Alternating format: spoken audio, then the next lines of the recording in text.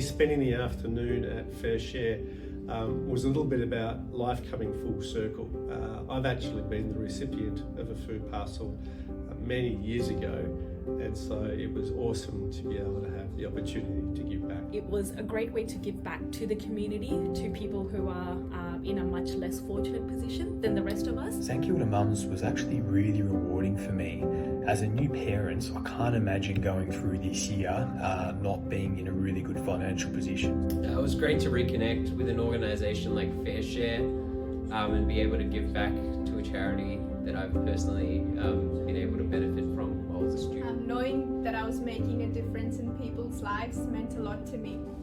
It's really about just being grateful for the position that I'm in, and you just never know when life can come around, so you want to be as helpful as you can for people that might need it, and just give back.